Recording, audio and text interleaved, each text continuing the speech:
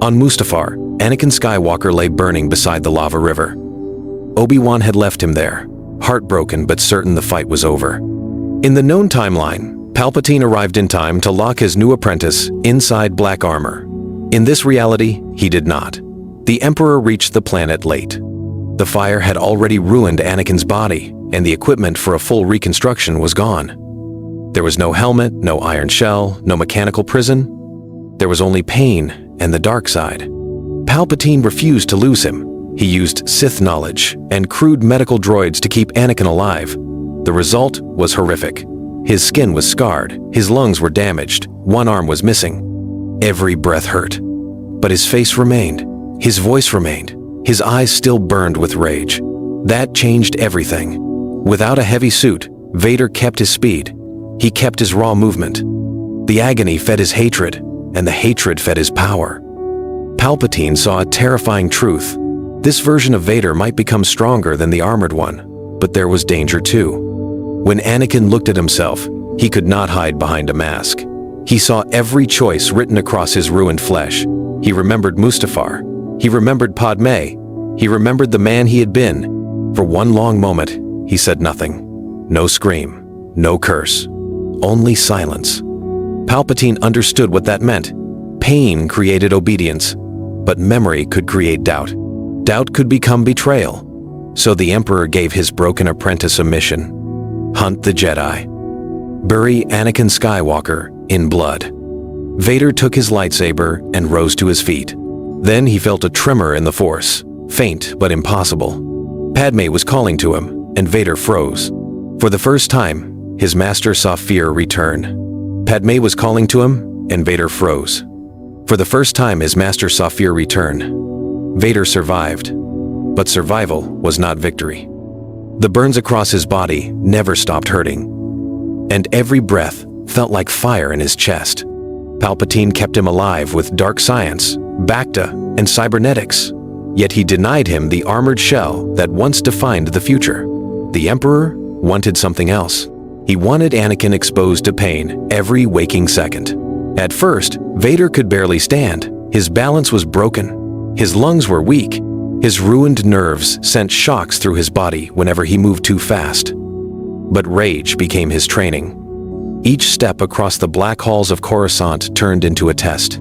Each duel with probe droids became another lesson in pain. He learned to fight with shorter bursts, sharper strikes, and brutal efficiency. Without heavy armor slowing him down, his movement stayed fast, almost ghost-like. Palpatine watched closely. He gave Vader no comfort, only commands. Hunt Jedi shadows. Break rebels before they rise. Kill anyone who speaks the name Skywalker. The Emperor understood the truth. If Vader mastered this broken body, he would become a weapon even fear could not predict. But the suffering did more than harden him. It kept his memories alive. In the silence between missions, Vader saw Padme on Mustafar. He heard Obi-Wan calling him brother. He remembered the life that had almost been his. Those memories filled him with fury. Yet they also kept one small part of Anakin alive. During a brutal raid on a hidden Jedi refuge, Vader slaughtered the defenders with terrifying speed. Blaster fire missed him by inches. Blue blades shattered under his strength. Then he found a frightened youngling hiding behind a fallen pillar. The child looked into his scorched face and whispered, "Master Skywalker?" Vader stopped. For 1 second, the darkness trembled. Far away, Palpatine felt that hesitation through the Force. And in that moment, the Emperor began to wonder if his greatest weapon might also become his greatest threat. From that moment on, Palpatine stopped treating Vader like a wounded apprentice. He treated him like a living experiment. If pain had made Vader hesitate, then greater war would force him to choose. The Emperor sent him across the galaxy, not to recover, but to conquer. What emerged was not the slow, mechanical enforcer of the known timeline. This Vader moved with terrifying speed. He struck before blasters could fire twice. He leapt through smoke, tore doors from their frames, and cut down trained Jedi before they understood his rhythm. Without the suit to cage him, the Force flowed through his body with savage freedom. Imperial commanders feared serving beside him. They expected a monster in black armor. Instead, they met a scarred warrior who still looked partly human, which made him worse. He could stare into a room with his own eyes. He could speak in Anakin Skywalker's voice. Then, in one violent burst, he could crush a platoon, split a gunship in half, and leave silence behind him. Vader's new fighting style became pure aggression. He used short, explosive movements to hide his damaged lungs. He ended battles quickly, using terror as a weapon. Jedi survivors began changing routes, abandoning shelters, even cutting themselves off from the Force. It did not save them. Vader hunted like a storm that never slowed. Yet every victory fed two sides of him. The dark side made him stronger. Memory made him sharper. He twisted everything he once loved into tools for war. That made him deadlier than Palpatine had hoped. So Palpatine gave him one clear order: go to Kashyyyk and wipe them all out. Vader boarded the shuttle alone, and the stars stretched into cold blue light. If he survived Kashyyyk, the Jedi would face something worse than a machine. They would face Anakin unleashed. On Kashyyyk, the Jedi Purge became something worse. It was no longer a distant order carried out by clones and faceless troops. Vader was now hunting survivors himself, and every mission felt personal. He was not hidden behind black armor. The Jedi saw his scars, heard his voice, and understood the truth before they died.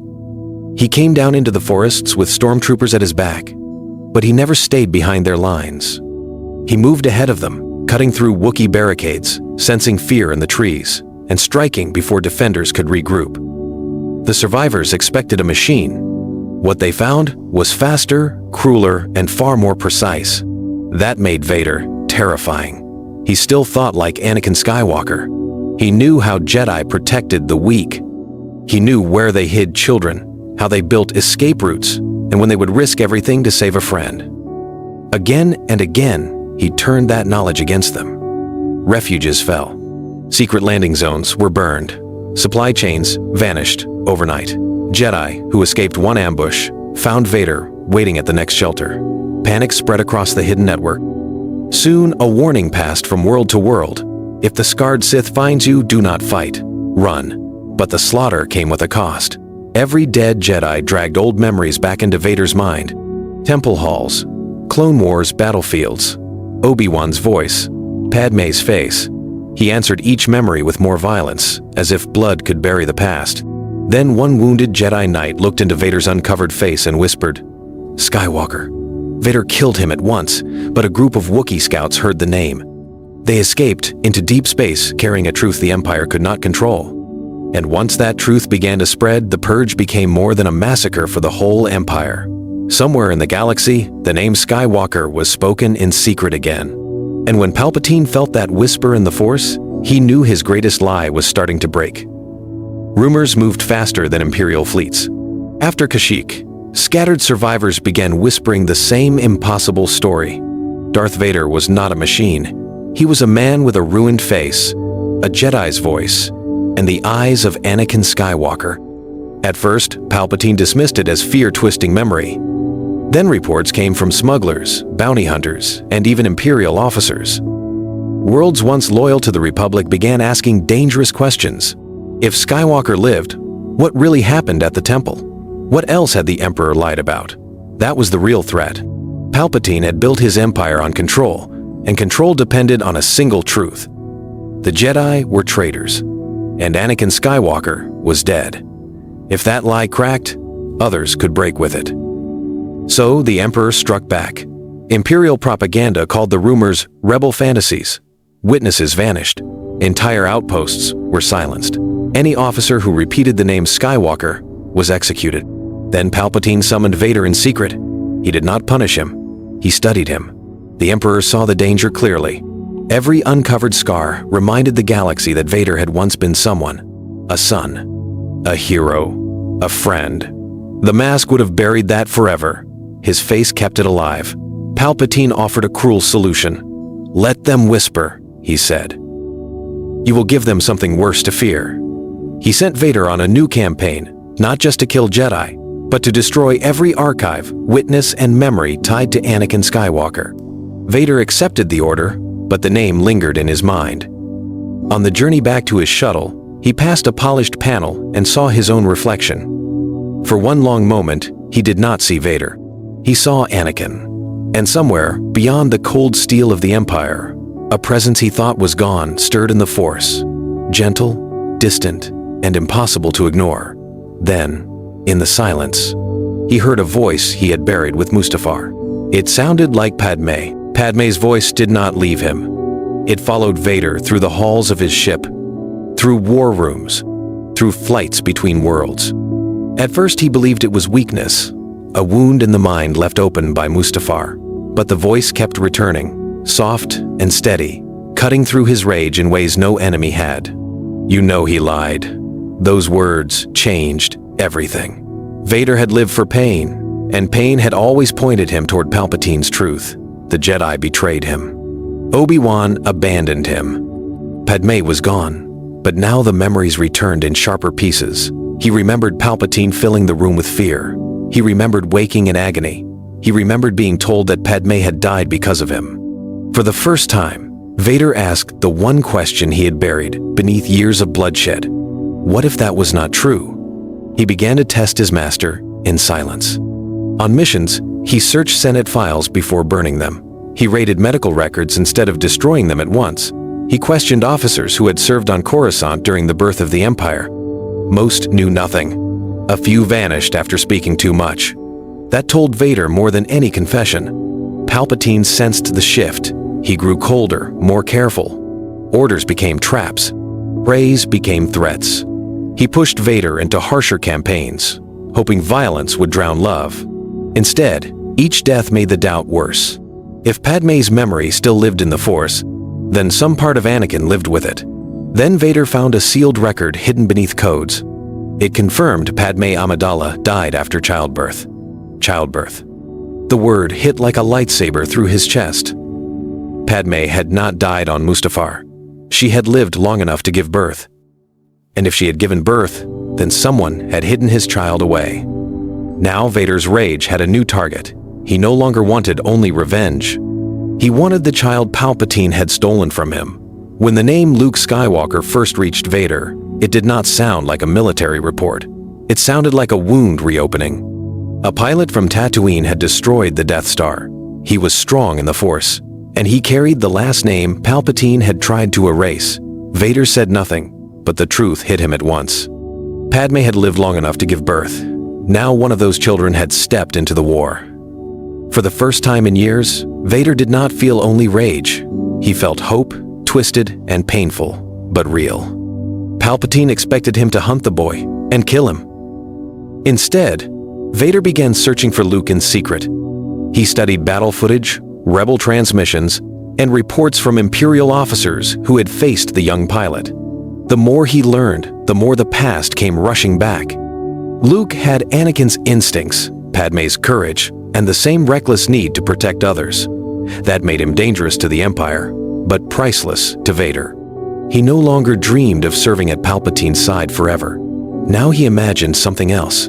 If Luke could be turned, father and son could shatter the Emperor together. Vader told himself it was strategy. Yet deep down, it was more than that. Luke was proof that Anakin Skywalker had not lost everything on Mustafar. So, when the hunt led him to a rebel trap in deep space, Vader entered the battle like a man chasing fate. TIE fighters burned around him. Rebel pilots scattered. Then he felt it, clear and undeniable. One X-Wing moved through the stars with a presence he knew better than his own heartbeat. Vader locked onto the fighter and whispered, "Luke." But before he could fire, the boy turned toward him through the Force, and everything inside Vader changed. Vader had finally found his son. But in that same moment, Luke felt the darkness looking back at him. When Vader felt Luke through the Force, the last chain holding him to Sidious began to crack. This was no longer about power. It was about blood, truth, and everything Palpatine had stolen from him. The Emperor sensed the change at once. He ordered a trap above the rebel fleet. Star destroyers moved into formation. TIE squadrons swarmed the stars. Palpatine wanted Luke captured before father and son could become anything but enemies. Vader led the attack himself. To the Empire, it looked like loyalty. To Sidious, it was a final test. Then Luke's X-Wing broke through the battle, and for one long second, father and son faced each other across open space. Vader opened a private channel. His scarred voice was quiet. "Luke, the Emperor lied to us both." Luke hesitated. That single moment changed everything. Sidious struck through the Force, sending pain through Vader's ruined body. Imperial pilots received one clear order: destroy the boy. Vader did the opposite. He turned away from Luke and blasted the Imperial escort. TIE fighters exploded. A destroyer lost shields. Command crews panicked. Across the fleet, everyone understood the impossible truth. Darth Vader had betrayed the Emperor. Then Vader stormed onto Sidious's flagship alone. He did not come as a servant. He came as a father, a Sith, and the last broken piece of Anakin Skywalker. In the throne chamber, lightning roared. Vader answered with speed, fury, and pain sharpened into purpose. The duel ripped through walls, guards, and steel. At last, Vader seized Sidious and hurled him into the reactor fire below. As alarms screamed across the ship, Luke watched the impossible happen. The Emperor was gone. The Empire was leaderless. And through the smoke and flame, Vader turned toward his son, knowing the next choice would decide everything for both. Sidious was dead, but peace did not come with him. Now Luke had to decide whether Darth Vader was still his enemy or his father.